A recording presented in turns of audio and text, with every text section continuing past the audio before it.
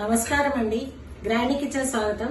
ఈ రోజు మనం మా అమ్మమ్మ గారి చేతి వంట మష్రూమ్ కర్రీ వేసుకుందాం. పుట్టగొడుగుల కర్రీ.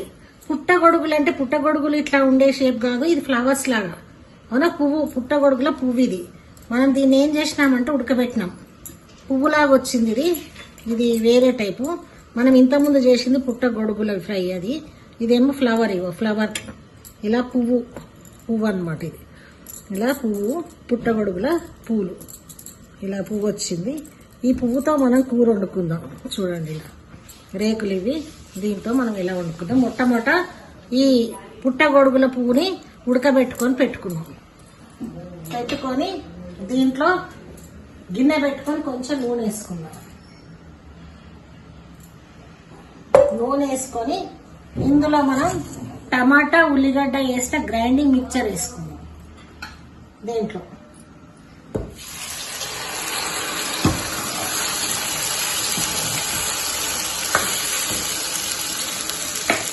ఇప్పుడు దీంట్లోకి కొద్దిగా ధనియా పొడి, కొద్దిగా జీలకర్ర పొడి, కొద్దిగా గరం మసాలా,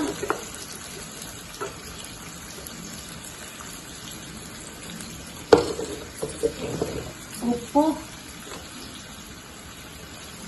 ఒక 2 చెంచాలు వేసుకుందాం. పసుపు,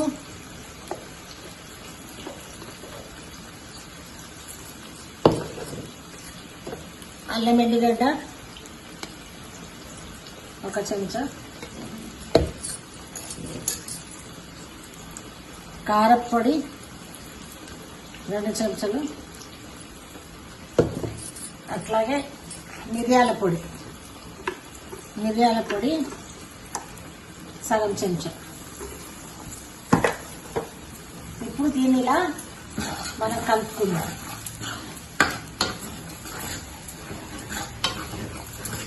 కలుపుకొని కొద్దిగా చిక్కబడ్డాక కొద్దిగా ఆయిల్ పైకి వస్తే పచ్చివాసన పోతుంది.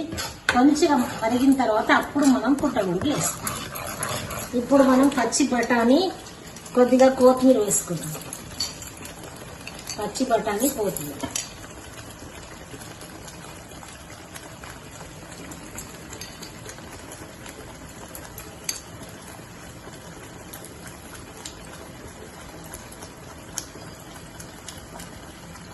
ఇప్పుడు ఇలా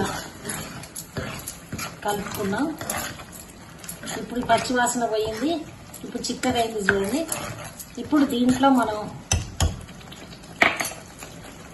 ఈ పుట్టగొడుగులు ఉడకబెట్టి వేసుకుందాం. పుట్టగొడుగుల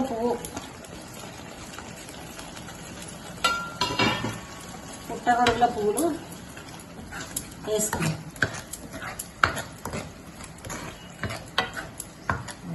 వేసుకొని ఇప్పుడు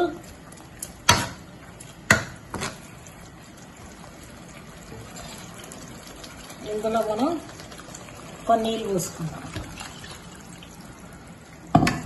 ఇందులో కొంచెం కరివేపాకు వేసుకుందాం.